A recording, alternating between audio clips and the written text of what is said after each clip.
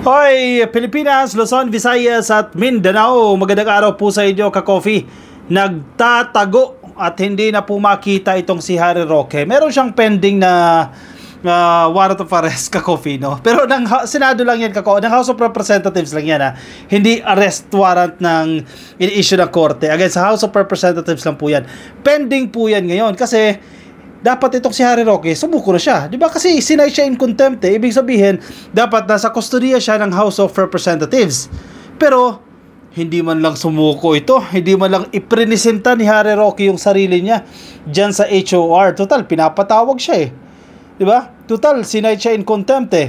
Hindi makita ngayon, nasaan ba itong si Harry Roque? Hindi mahagilap. Ano to? Nasa China na ba yan? Nagtatago na ba yan sa China? Nandiyan dyan sa Davao? Nandiyan dyan sa compound ng Kingdom of Jesus Christ? Nandiyan dyan kay Digong? Nasaan itong si Harry Roque? Hindi po ito mahagilap at hindi niya presenta yung kanyang sarili dyan sa House of Representatives dahil sinay siya in contempt. Dapat nasa kustodiya siya ng HOR. Pero, hindi pwedeng ganyan yan. Siyempre, ang HOR hindi papayag na hindi mapupunta sa kustodiya ng HOR itong si Harry Roque. So nagpapatulong na sila ngayon sa law enforcement agencies. Nako, ano to, sabi ko na eh, susunod na talaga itong si Harry Roque kay Kibuloy eh.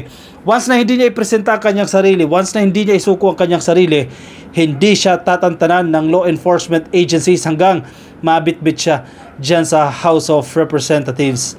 Mahilig ito mag-post eh, panay-post ito sa Facebook, pero ayaw sagutin ang mga tanong sa kanya sa HOR at ayaw magpakita ng mga ebidensya o dokumento na magpapatunay sa kanya mga tagong yaman. Tagong yaman ba to? Hindi maipaliwanag na yaman.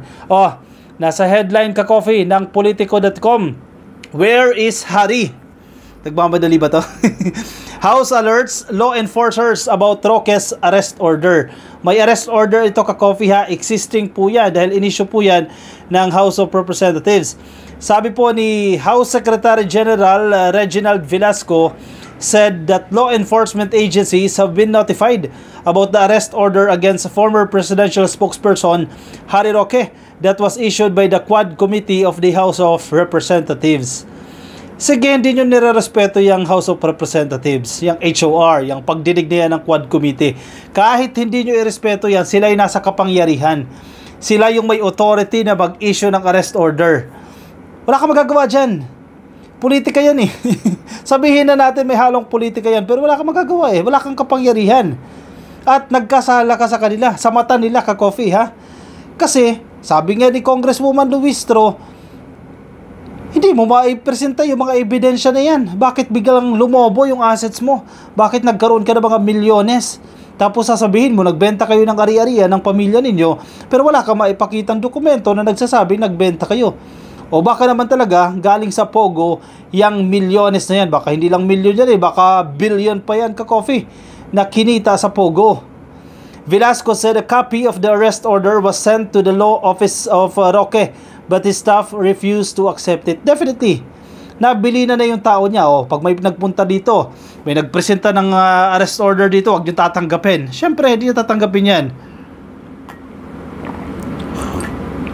Wala siya doon sa office and he cannot be located. O, sabi ni Velasco. Anong ibig sabihin yan? Hindi siya mahagilap. Ano to? Nagtatago ba yan? Kasi kung hindi siya nagtatago, ipipresenta niya yung sarili niya. Isusuko niya yung sarili niya. Para hindi na lumala yung sitwasyon na yan. Pero ngayon, cannot be found. Oy, nasaan ka? Akala ko ba matapang? Eh, bakit hindi magpakita yan? Nako, sunod-sunod na yan. Tingnan mo, ka-coffee, in the coming months, sasampahan pa yan ng ibang mga kaso. Once na hindi niya mapaliwanag itong mga hindi maipaliwanag na yaman, itong salapi na ito na allegedly galing sa Pogo. Roque was cited in contempt during Thursday's hearing of the Quad Committee for refusing to submit the document related to his wealth.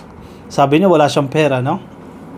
Hindi raw siya tatakbo sa pagkasenador dahil wala siyang pera. Yun pala, napakarami. Nakatago. Nakatago lang sa corporation. Corporation ba yun? Sa ibang tao, mga dummy. The committee has issued an arrest order against Roque. He was ordered detained until he submitted the documents subpoenaed by the panel. Oh, hindi lang 24 hours yan. Kasi kung natatandaan ninyo, yung unang subpoena nito, 24 hours lang. At pinakawalan din siya dyan. Dumiretso siya dyan ng EDSA. At napahiya pa nga sila dyan pagpunta nila ng EDSA, no? Ito, hanggat hindi mo napapasa yung mga dokumento na yan, naka-cite in contempt ka. Weekend ka, Coffee. Di ba? Webes in-issue yan. So, expected natin by Friday sana, magpasa siya, di ba? Ipresenta niya yung sarili niya, ipakita niya yung mga dokumento na yan na magpapatunay sa yaman niya. Di ba? Hindi tapos. Hindi maalis yung malilift yung kanyang pagkaka-cite in contempt. Ang problema, hindi nagpakita. Nagtago pa ito. Hindi siya mahagilap dito ng HOR. O anong ibig sabihin yan? Nagtatago. Na-contempt ng ikalawang beses si Harry Roque, si Ginoong Roque, for non-compliance sa pangako niya. Nangako pa kasi ito. Yes, napakinggan natin yan. Na isasabit niya mga nasabing dokumento, pero umatras siya sa pangako niya. Ito ang dahilan ng kanyang second contempt. Hindi dahil sa ayaw ng Quadcom ang sinasabi niya. Hindi siya umattend ng hearing. Papaanong aayawan ng Quadcom ang sinasabi niya? Sabi po ni Barbers. Exactly. Kasi active to sa Facebook. Active siya sa social media niya. Maya-maya siya nagla-live. Ito yung kanyang mga argumento, etc. etc. Marami siyang sinasabi dyan. Pero, hindi naman siya sumusunod sa hinihingi sa kanyang mga dokumento ng Quadcom. Actually, kung gagawin niya lang yan, edi malilinis niya yung sarili niya. Kasi ang aligasyon, yung tagong yaman na yan, yung hindi may paliwanag na yaman na yan, galing yan sa Pogo. That's the allegation. Kung hindi pala totoo yan, edi show us proof. Yun lang yun Yan ang gusto ng House of Representatives. Show us proof na hindi yan galing sa Pogo. Total, sinasabi mo, nagbenta kayo ng properties, may deed of sale siguro yan. Di ba ipakita mo? Yun lang yun Hindi tapos ang problema dyan. Ang problema, wala maipakita. Anong ibig sabihin yan? Nako, problematic yan. The committee directed Roque to submit copies of his statements of assets and liabilities and net worth. Sabi niya pa nga simula pa raw ng 2001 pa ata, ipapasa niya kasi meron daw copy dyan sa HOR. Kung nasaan yan ngayon? Documents related to his family firm, Biancham, a subsidiary PH2, and the deed of sale of 1.8 hectare Parañaque property. Yan yung sinasabi na nagkaroon sila ng parang 65 million ba yung usapan dyan ka-coffee sa benta ng property na yan. Batangas Representative Jervil Luistro during the investigation noted that from 125,000 before 2016, Roque's assets increased to 125 million in 2018. 2 years lang ka-coffee 2 years lang. Again, isa lang pinag-uusapan natin dito Ito assets to ng isang korporasyon niya. From 125,000, lumobo ng 125 million. 2 years in 2 years time. Napakaganda palang negosyo yan. Anong klaseng negosyo yan? Ilang libong porsyento ang itinaas niyan. Magandang pasukin yung negosyo na yan. Wag lang illegal iba ka sa Pogo nga. Very familiar yung 125 million pesos na yan. Parang confidential funds ni Inday din yan na winaldas in 11 days. Ito naman, from 125,000 noong 2016, bugum, umangat ng 125 million noong 2018. At hindi pa dyan nagtatapos aangat pa yan. Mamaya pag-usapan natin yan. Hindi maipaliwanag. Batanga, if si Roque sabi to ni Luistro napakahusay namang babatas. If he will not be able to prove the legal and valid source of this sudden increase of assets of his family-owned Biancham, yan, tinutukoy natin dito yung Biancham lang, then there is a reasonable ground to believe that indeed he is connected with Pogo operations and this money possibly came from Pogo operations, sabi po ni Luistro. Dini-deny niya hindi galing sa Pogo yan. Show us proof na hindi galing sa Pogo yan. Napakalaking issue nito ka-coffee kasi mataas na opisyal ka ng gobyerno, sekretary ka presidential spokesperson ka, tapos yung amo mo si Digong, yung mismong nagpahintulot na i-allow itong operasyon ng Pogo. Tapos si Harry Roque kumikita pala ng San Caterva.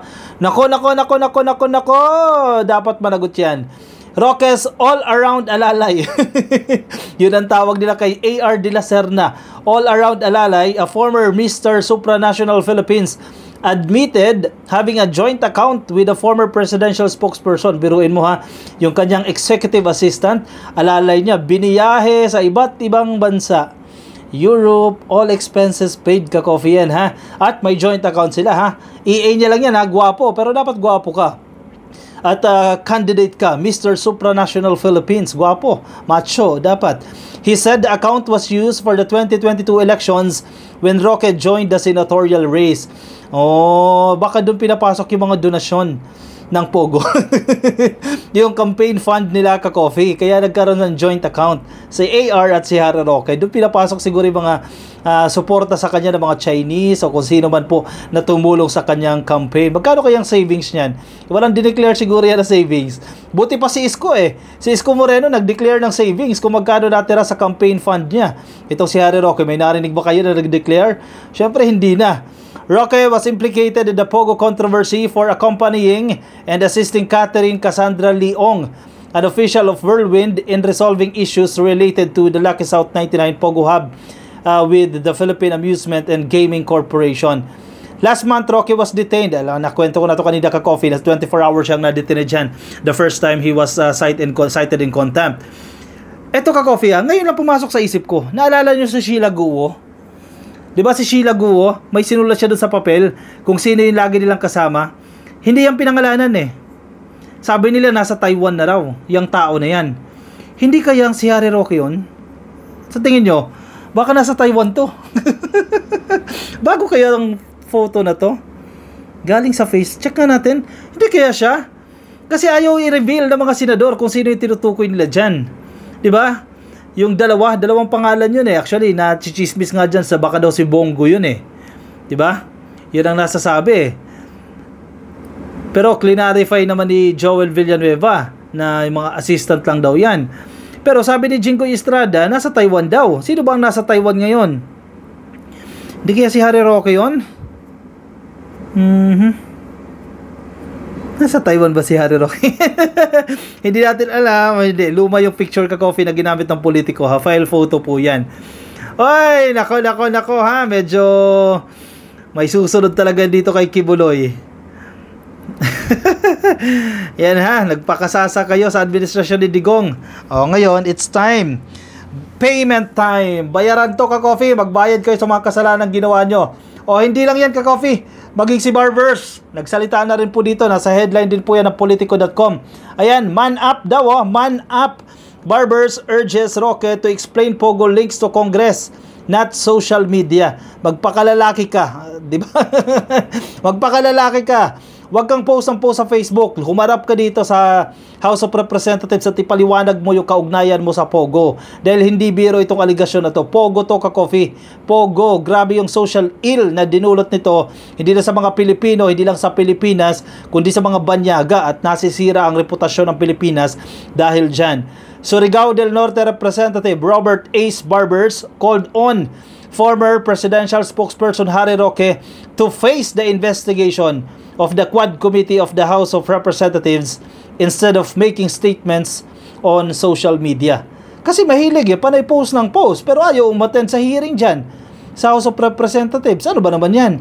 Ano to? In-advisean ba siya ni Sara Duterte? Huwag ka nang pumunta dyan? Huwag ka nang dumalo sa hearing? Alam mo ang argument nila kung bakit hindi nagsisidalo sa hearing yan? Kasi ang paniniwala nila, pinupolitika sila. Kaya hindi dadalo dyan. Pero marami kayong hindi may paliwanag na tanong. Pamumulitika ba yan? Yes, may konting pamumulitika. Definitely hindi mawawala yan Mga politicians kayo Bawat mga events nyo, bawat mga transactions nyo political yan. Hindi mo pwedeng i-deny yan. Or else, wag ka mag-join sa politics. Kung ayaw mong mapupolitika ka. Pero, sagutin mo yung mga tanong. Kasi ang taong bayan, naghihintay ng sagot doon sa mga tanong na yan. Ang mahirap kay Ginoong Harry Roque, ang dami niyang sinasabi sa labas ng Quadcom. Dito ka magsalita sa harapan, i-justify yung refusal mo to submit documents. Huwag sa social media. Dito tayo magdebate. Also, please be man enough and stand up by what you promised to deliver to the panel, sabi ni Barbers. Magpakalalaki ka daw. Magpakalalaki ka. Tuparin mo yung pangako mo na ibibigay mo yung mga dokumento na yan. Bakit wala? Anong nangyari? The Quad Committee led by Barbers is investigating the link of Roque to the illegal Pogo. Last Thursday, the Quad Committee cited Roque in contempt for the second time for failing to submit the documents he is initially promised to submit. Ano na kasi? Diba? Mahirap ipasa yung mga dokumento na yan? Hindi mahirap yan. Kahit photocopy lang yan eh. Pasa mo. Alam mo kung bakit nagiging mahirap? Kasi hindi nag-exist yung mga dokumento na yan. Kasi mahuhulit sila galing sa Pogo yung pera na yan eh. Wala siya, bahala siya. Hanggang ma-aresto na siya dyan. O, dyan siya na magpasko. Dyan siya magpasko sa House of Representatives.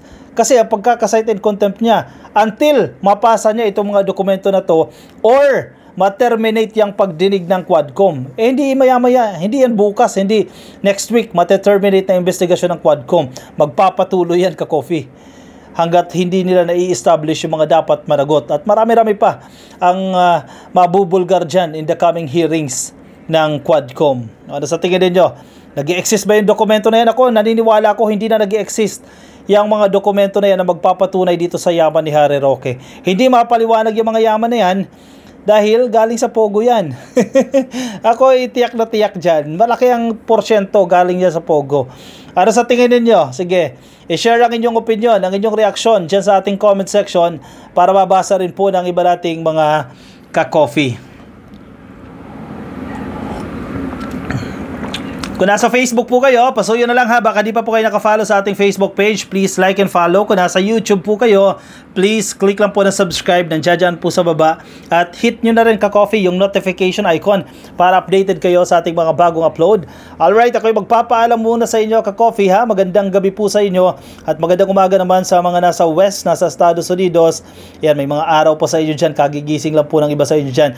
Happy viewing po sa inyo ka-coffee ha. Maraming salamat po sa inyong walang sawang pagsuporta, pagtutok po sa atin para kayo din po updated sa mga latest happening sa gobyerno po ng Pilipinas. Paalam po sa inyo ka-coffee. Bye-bye!